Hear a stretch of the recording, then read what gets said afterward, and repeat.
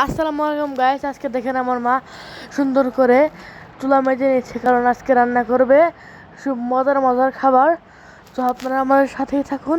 এবং কি আজকে কিন্তু মাছ দিয়ে ভেন্ডি দিয়ে রান্না করা হবে। আপনারা অনেকজনই হয়তো খান না, বাট এটা খাওয়া অনেক শরীরের পক্ষে অনেক ভালো, আপনারা খেতে পারেন।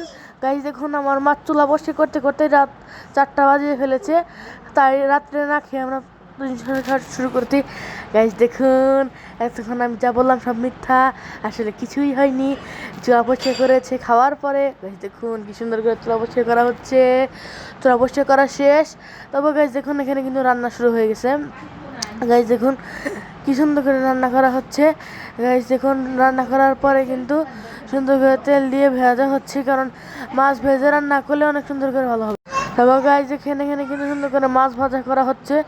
মাছ ভাজা করে নেওয়ার পরে কিন্তু এখানে সুন্দর করে এই ঢেঁড়স কেটে নেওয়া হচ্ছে। ঢেঁড়স কেটে নেওয়ার পরে এখানে কিন্তু তরকারিটা রান্না করা হচ্ছে। তরকারিটা রান্না করার পরে অনেক সুন্দর দেখা যাচ্ছে। গাইস দেখুন, এখানে কিন্তু তরকারি রান্না করা হচ্ছে।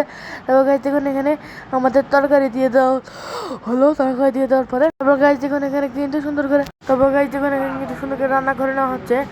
গাইস রান্না করার পরে কিন্তু অনেক সুন্দর লাগছিল। আপনারা এভাবে রান্না করে খেতে পারেন গরমের মধ্যে। তরকারি কিন্তু অনেক ঠান্ডা হয়, কারণ ঢেঁড়স অল টাইম ঠান্ডা তরকারি। তারপরে গাইস দেখুন, এখানে কিন্তু সুন্দর করে তরকারিগুলো রান্না করে নেওয়া হচ্ছে। তরকারিগুলো রান্না করার পরে কেমন লাগলো আপনাদের, আপনারা আমাকে কমেন্টে জানাবেন। গাইস এখানে কিন্তু ভাত রান্না করে নেওয়া হচ্ছে।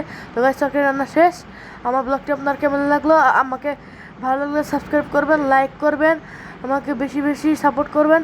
আল্লাহ হাফেজ, ভালো থাকবেন সবাই। স্টিম মুই টুটুরে, আল্লাহ হাফেজ।